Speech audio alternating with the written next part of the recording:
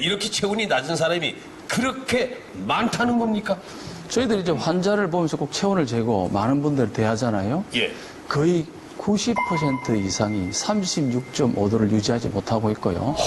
여기 계신 우리 패널 분들이나 방송을 보고 계신 분들도 36.5도를 유지한 분이 실제로 10% 이내인 정도로 저체온증일 것입니다. 대부분의 현대인들이 만성 저체온증을 겪고 있다는데 확인을 위해 제작진의 체온을 측정해보기로 했다. 측정 결과 대다수가 정상 체온 36.5도에 미치지 못하는 저체온이 확인됐다.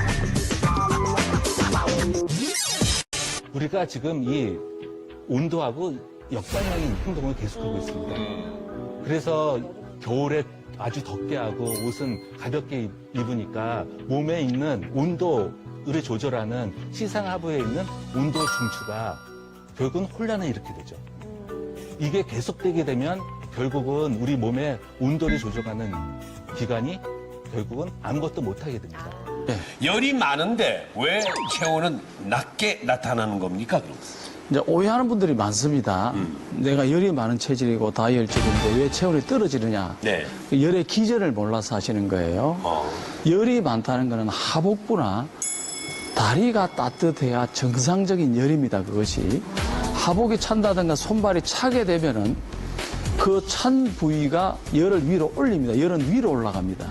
그래서 가슴이나 어깨가 무겁고 목이나 등 잠을 못 자고 여러 가지 증상이 생기기 때문에 실질적으로 본인이 느끼는 지금 열적 증상, 입이 마르고 머리가 아프고 이런 것들이 진짜 열이 아닐 가능성이 굉장히 많습니다.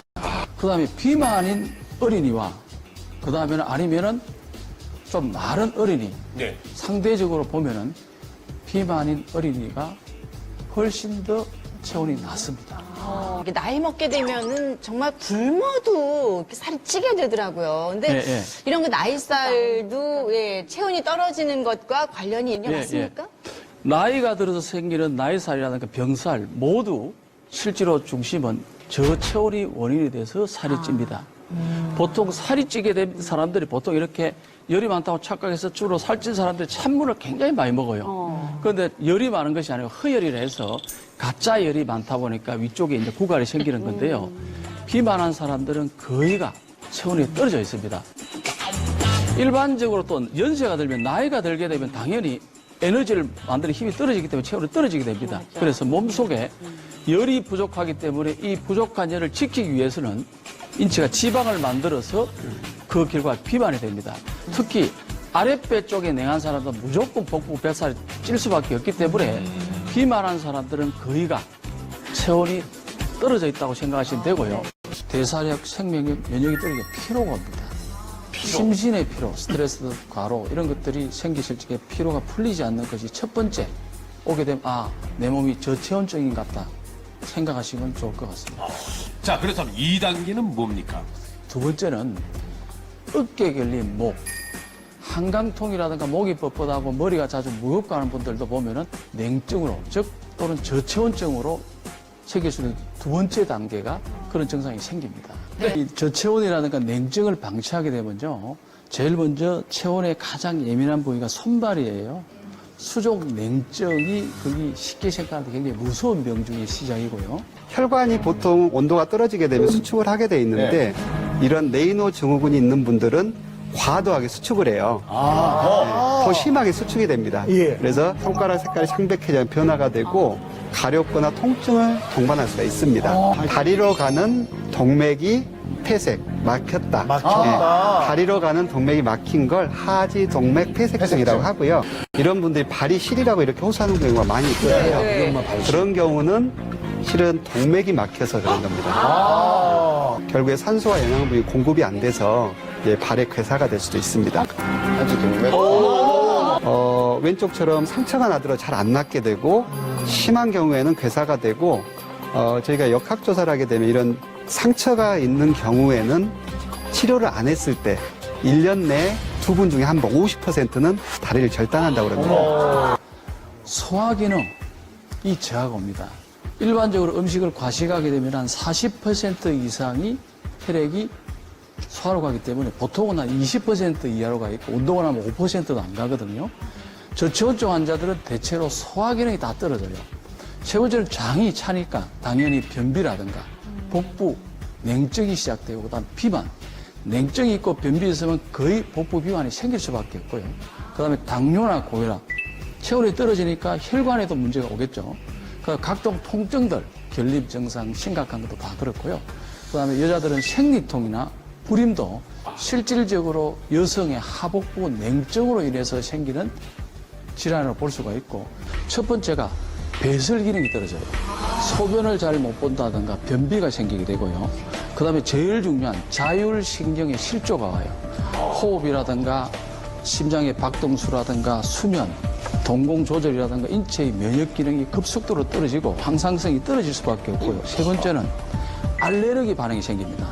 그래서 실질적으로 알레르기 반응 자체는 많은 원인이 있지만은 체온 1도가 떨어지면 나타나는 세 가지 증상 중 하나이기 때문에 체온에 의심을 할 필요가 있고, 장기화되게 되면 고혈압, 당뇨, 그다음 암이 발생이 됩니다. 암이요? 예.